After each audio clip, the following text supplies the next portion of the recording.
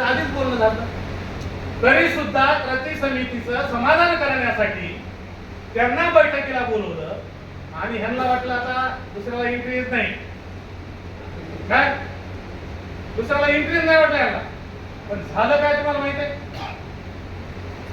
शासन आणि प्रशासनाने सांगितलं पडळकर साहेबाला मान सन्मानाने पत्र देऊन या मीटिंगला बोलून आणि त्यांना विश्वासात घेतल्याशिवाय आम्ही 6.5 करणार नाही. पडळकर साहेबांना पत्र दिलं, वाचलं का? ते त्या कृती समिती गेल्याशिवाय हे फायनल झालं का? मग आता तुम्हाला बेसिक मध्ये जे 6.5 मिळाले ते कुणाचं श्रेय, कुणाचं कष्ट आहे? आता मला सांगा, अशा पद्धतीचे जर भविष्यात काम जर होणार असतील आणि त्या माध्यमातून माझ्या सर्वसामान्य कामगाराला न्याय मिळणार असत तर अशोक दावडेंनी हे जे व्यासपीठ निवडलं मला वाटतं ते चुकीचं नसावं.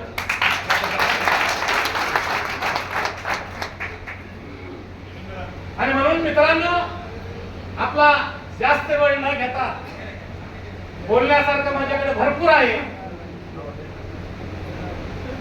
आता मान्यतेवाल्याची मान्यता फासाला लटकली बिचारी आमची माता, काय वाईट वाटतो. मान्यता म्हणजे आमची आई, काय आणि त्या आईकडे बघून कामगार संघटने काय. आता तिला लागलाय फासा, ती बिचारी श्वास मोजली, श्वास. मान्यता गेली, एसटीसी बँकेत गेली, बँकेत गेली ना. अरे बाबा, हे उदाहरण कशाचं आहे? अरे तुमची ताकद कमी झाली, मेंबरशिप कमी झाली आणि अनेक वेळा मी म्हणलं सरकार साहेब राज्य कार्यकारिणीमध्ये की आता तुम्ही दुकान आपलं बंद केलं पाहिजे. आपलं दुकान म्हणलं, आपलं दुकान आता बंद केलं पाहिजे. हे वाहतं पाणी जे होतं ते आता वाहतं पाणी तुमचं बंद झालेलं आहे आणि ते वाहत्या पाण्याचा एक खड्डा झालेला आहे आणि ते खड्ड्यात आता पाणी मुरलं आणि ते शेवळलं आणि ते सडलं. त्याच्यामुळे त्या पाण्याचा ते पिण्यासारखं राहिलं नाही, त्याचा वास सुटला. म्हणून तुम्ही निकामी झाला. आता बँक गेली साहेब, मला कोणाची स्तुती करायची नाही, कोणाची टीका करायची नाही. बँक गेली की आमचे नेते काय म्हणले, वाईट झालं. काय झालं वाईट? बँक बुडाली. ऐका, बँक बुडाली. आता आम्ही म्हणलं बाबा आमच्या मला म्हणले गावडे साहेब माझी 50 लाखाची.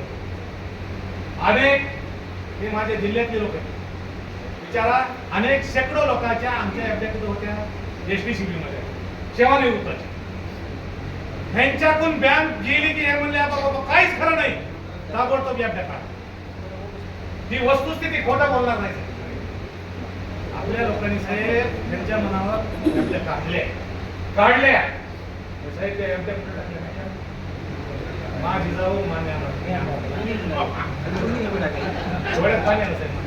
माझे स्वतः बँक राहणार नाही. आता तो कोण आहे वकील साहेब ते सगळे खाऊन टाकणार. लोकांनी सगळे अब्जा काढल्या आणि सोसायटीने टाकल्या. 3-4 महिने सोसायटी आज माझे शेकडो एसटीचे कर्मचारी रस्त्यावर आहेत. मला सांगा, हे पाप डोक्यावर घेण्याचं काम तुम्ही केलं. आजही जाहीर सांगतो मी, संदीप शिंदे म्हणजे तुमच्याकडे होती त्यावेळेस चांगली, लोकांकडे गेली की लगेच वाईट झाली. बरं ठीक आहे, तुमचं मला काही काळ तर बघायला पाहिजे होता, नाही बघितलं साहेब. आज हे का सांगतो मी, शेकडो आमच्या मराठवाड्यामध्ये एसटीच्या कर्मचारीचे पैसे ज्ञानराधामध्ये त्याच्यामध्ये होते आणि ते कुठून काढले. त्यांनी ज्या वेळेस आपल्याला सोडली त्यावेळेस ते पैसे आम्ही काढले आणि त्या ज्ञानराधामध्ये आणि त्या जिजाऊमध्ये असे अनेक त्याचा रेट जरा जास्त होता. 6 महिन्यात हे पाप संदीप शिंदे. मुद्दा हा आहे की आपलं ते लेकरू म्हणजे आपला ते बाबू आणि दुसऱ्याचं ते कार्ड या पद्धतीचे या चळवळ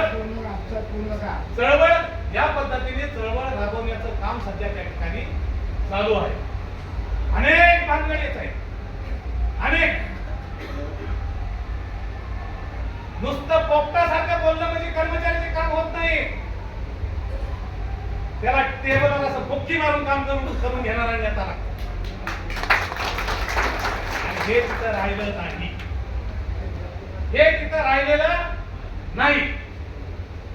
म्हणून मला त्यांच्या नावावर जास्त टीका करायची नाही, पण वस्तुस्थिती तुमच्यापर्यंत गेली पाहिजे म्हणून मी या ठिकाणी बोलण्याचं काम केलं.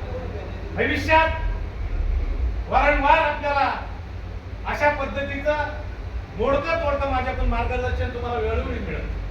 आता एकच मुद्दा तुम्हाला मी सांगणार आहे की मित्रांनो, आता मी सेवानिवृत्त आहे. आता पहिल्यासारखं काही थोडी जास्त धावपळ म्हणजे पळापळी नाही करू शकत. पहिलं कसं आहे की एखादा अधिकारी बरेचसे मारलेत नाही खुर्चीवर, त्याच्यावर बरेचसे हे झाले. आता ते करायची आपल्याला गरज नाही. तुम्हाला एक उदाहरण देतो. जर आपलं न्याय काम आहे, न्याय समजा आर्यनकडे आहे किंवा डीसी कडे आहे, आणि ज्या मी म्हणणारे आणि मोठ्या संघटनेत त्यांच्या नेत्याला ते सांगा, आमच्याही केंद्रीय जे आमचे साहेब आहेत त्यांना सांगा. फरक बघायचा तुम्हाला, त्यांच्याकडून होतं का इकून होतं याची सुद्धा तपासणी करा. आणि म्हणून आता इथून पुढं जे तुम्हाला फसवलं ते फसवलं. आता तुम्ही म्हणता निवड साहेब तुम्ही बी त्याच्यात होता. साहेब सलग 30 वर्ष राज्य कार्यकारिणीमध्ये संघर्ष करत होतो प्रत्येक गोष्टीवर. 3-4 वेळेस मला संघटनेतून काढून टाकण्याचा प्रयत्न केला. शेवटी याच माणसाने मला संघटनेतून गावडेला कुठल्याही परिस्थितीत तुम्हाला काढता येणार नाही, त्याचे परिणाम तुम्हाला खूप भोगावे लागते. याच माणसाचे शब्द जवाहरलाल नेहरू साहेब. आणि ठीक आहे, आम्ही त्यावेळेस जे आमच्याकडे जे वैचारिक पातळी होती ते ठिकाणी आम्ही ते मांडण्याचं काम करीत होतो. कदाचित आम्हाला राग आला तर आम्हाला बाहेर जर निघायचं जर वाटलं तर साहेब त्या तोला मोलाची सवत नव्हती, त्या तोला मोलाची सवत नव्हती. म्हणून दगडापेक्षा इतकं मऊ तरी, आणि म्हणून आम्ही आयुष्यभर त्या ठिकाणी राहून चळवळीचं काम केलं. त्यांच्या माध्यमातून ते झालं. त्यांचं त्याबद्दल तुम्ही आमचं कौतुक करता, आम्हाला ताकद देण्याची तुम्ही काम करतात.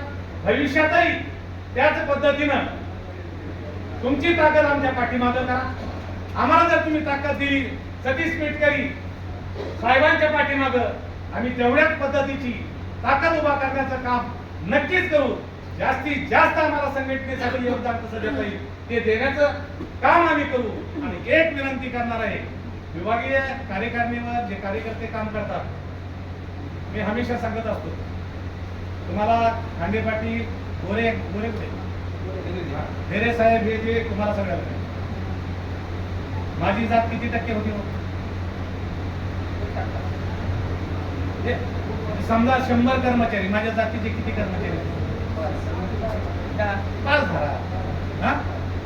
मग मला सांगा, कामगार संघटनेत सगळ्या जाती पातीला किती वर्ष मी सांभाळून म्हणजे युनियन चालली? 30 वर्ष चालली ना, 30 वर्ष चालली. काय तर हे कामगार क्षेत्र एक पवित्र मंदिर आहे, पवित्र मंदिर आहे. पदाधिकाऱ्यांनी त्या पवित्र मंदिराचं पावित्र्य सांभाळण्याचं काम केलं पाहिजे.